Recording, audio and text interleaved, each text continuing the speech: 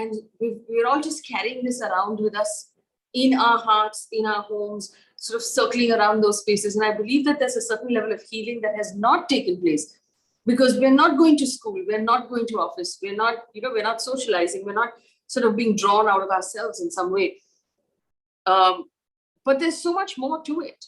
The mental health strain and I'm glad that Dr. Ganesh is here, the strain that it has put on all senior citizens, all our parents, them having to constantly hear about the fact that their age group had almost become dispensable during the second wave. The focus and the grief and the pain was about, oh, this person was so young.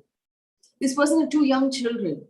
Oh, okay, that person was in their 70s, so that's not too bad.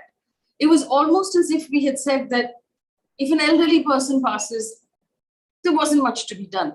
And I think that took a toll on the basic day-to-day happiness of those in their senior years. And we haven't paid attention to that. I was an hour ago talking to a couple of teenagers about what it is like to continue education online for the last year and a half.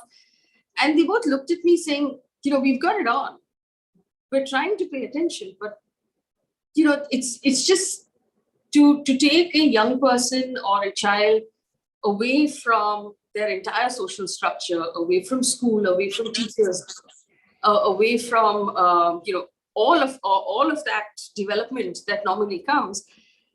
And we haven't paid attention to what that's doing to our children in India.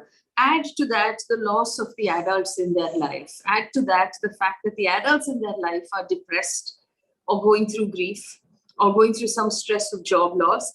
I mean, there is a mental health pandemic underway.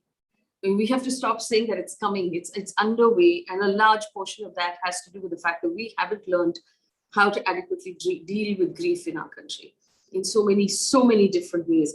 And that is why I think that these conversations are so extremely so important.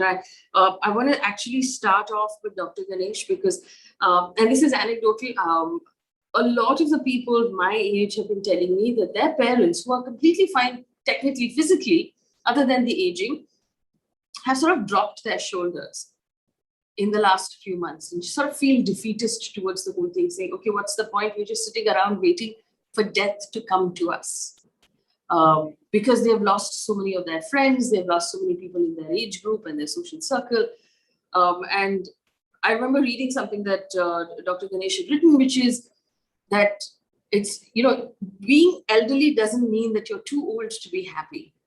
And are we running that risk right now of not caring about how our seniors are dealing with their grief, how they're dealing with their happiness, or are we just too preoccupied with staying alive that we've forgotten to ask,